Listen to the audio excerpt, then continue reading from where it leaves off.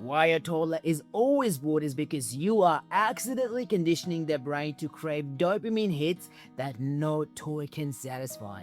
If you don't fix this now, you are risking a permanent boredom reflex that leads to ADHD-like symptoms and a total lack of resilience. I'm a registered early childhood teacher with over 11 years of experience. I've spent over a decade applying clinical research and studying hundreds of papers on neuroplasticity to solve the boredom epidemic. I've distilled all the high-level data into this framework. Today you'll learn the toy detox, the shadow method, and the proprioceptive reset. You must watch until the end because the last step is the most crucial. Skip any of this science-backed framework and the cycle will never break. If you don't want to spend the next 5 years as a human cruise director, do not click away. Tip 1. The story of the plastic graveyard. Imagine this, it's 2 p.m. Your living room looks like a Target toy aisle exploded. There are flashing lights, stinging Elsa dolls, and colorful blocks everywhere. But your toddler is tugging at your leg, whining that they have nothing to do. You probably heard that variety is the spice of life. Actually, that's a lie. A landmark study by the University of Toledo proved that toddlers in toy-abundant environments show significantly lower quality of play. They aren't bored, they are paralyzed by the choice overload. It's like when you spend 2 hours scrolling through Netflix and end up watching nothing. Their brain enters a scanning mode rather than a flow state. So here's the actionable fix, the toy detox. Treat your toy box like a high-end art gallery, not a bargain bin. Rotate your toys so only 5 items are visible. By reducing the noise, you activate the search and rescue instinct in their brain. Tip 2. The story of the exhausted entertainer.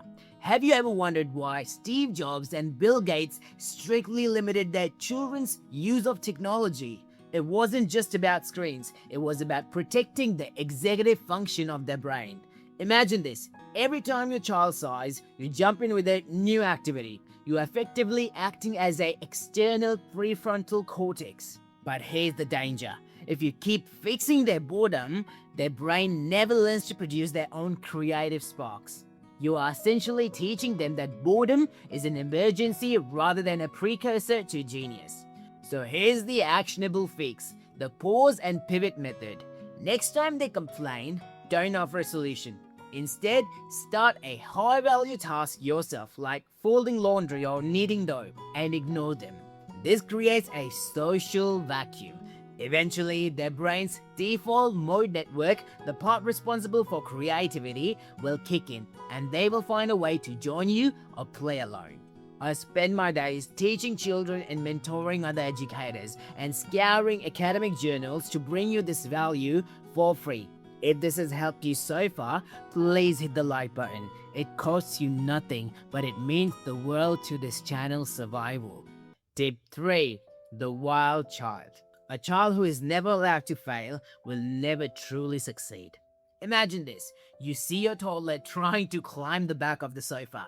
Your heart jumps, you scream, "No, get down, you'll get hurt." But by doing that, you just kill the most engaging activity in the room. Science calls this proprioceptive hunger. Your child isn't being naughty or bored. Their joints and muscles are literally starving for heavy work feedback. In my 11 years in the classroom, I've found that a bored child is usually a child who hasn't been physically challenged. So here's the actionable fix, the heavy work reset. Give them a big job. Fill a backpack with a few books and let them wear it while they walk. Or let them push a laundry basket full of wet clothes. This input releases serotonin, calming the nervous system. I want to help you personally. Right now, comment below with the #1 struggle you're facing, whether it's potty training, sleep regressions, or mealtime battles. I promise to reply with a solution within 24 hours for free. Tip 4.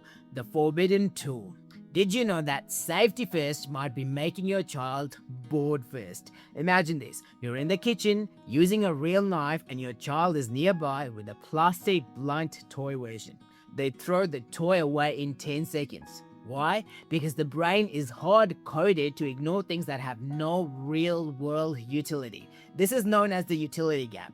But what if you gave them a real, slightly dull butter knife and a banana? Suddenly, the boredom vanishes. Their focus becomes laser sharp. So here's the actionable fix: the real-world integration. Stop buying the toy versions of adult tools. Give them a real spray bottle with water and a cloth to wash windows. Give them a real whisk. When the stakes are real, engagement is 100%. Please, if you know a parent who is currently crying in the kitchen because they feel like a failure, share this video with them. Send it to that one friend who needs to hear that they aren't alone. And subscribe now to join our growing community. Tip 5. The shadow method. This is the most important step. If you do everything else but fail here, your child will always revert back to being bored. Imagine this: you've set up the toys, you've given them heavy work, and yet they still want you. The secret isn't in what you do, but in your physical proximity. This is called the shadow method. Most parents try to sneak away the moment their child starts playing, but the moment you sneak, you trigger the separation alarm in their amygdala. The play stops, the whining starts. Here's the actionable fix: sit near them, but do not engage. Be a silent anchor. Read a book. Your presence provides a safety buffer. Their brain needs to go deep into independent play. Over weeks, slowly increase the physical distance. You now know how to fix boredom, but there's a much more terrifying, silent failure happening in homes right now.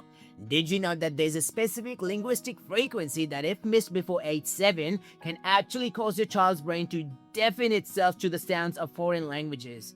It's a biological pruning process that is as permanent as a scar. Most parents think they are helping by using apps or cartoons, but they are actually making one critical mistake that ensures their child will fail at ever being bilingual. Why do some children pick up a second language like magic, while others, despite ease of classes, can't even form a sentence? The answer involves a shocking psychological barrier called the language wall. Do you know what language wall is, and if you are accidentally building it in your home right now? The answer is in my next video: why most parents fail at teaching a second language. Click it now before that developmental window slams shut forever. And remember, you've got this and I've got your back.